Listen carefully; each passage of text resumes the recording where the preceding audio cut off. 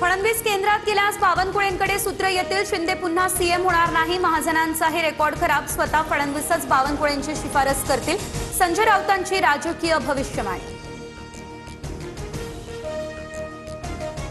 2029 नंतर मोदींचं सरकार राहणार नाही. देवेंद्र फडणवीस पंतप्रधान झाल्यास आमच्या शुभेच्छा. मराठी माणूस पंतप्रधान होत असल्यास आनंद. संजय राऊत यांचं हे विधान. शिंदेंमुळे भाजपचं सरकार आलं. परोपकारी भावना ठेवावी. देशात देवेंद्र भाऊ आणि महाराष्ट्रात शिंदे असं झालं पाहिजे. आमदार बच्चू कडू यांचं हे भाष्य. शिंदेंच्या शिवसेनेने केलेल्या ऑपरेशन टायगरचे फोटो समोर.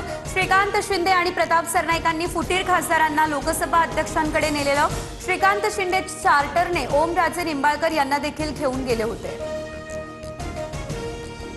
पिंपरी चिंचवडच्या मोशी दुर्घटनेमध्ये विनापरवाना बांधकाम केल्याचा खुलासा. इमारतीच्या केवळ तळमजल्याला पूर्णत्वाचा दाखला. पहिला आणि दुसरा मजला कोणतीही परवानगी त्यासाठी मागितलेली नाही.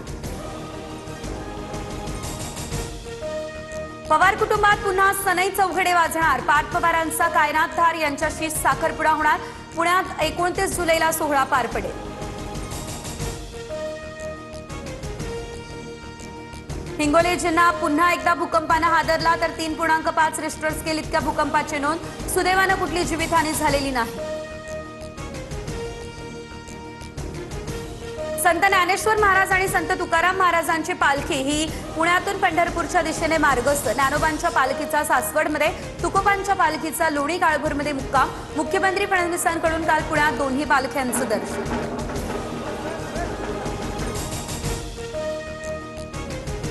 कोल्हापूरच्या कागलमध्ये लव्ह जिहादचा प्रकार. मंत्री हसन मुश्रीफांच्या सूचनेनंतर तात्काळ पोलिसांची कारवाई.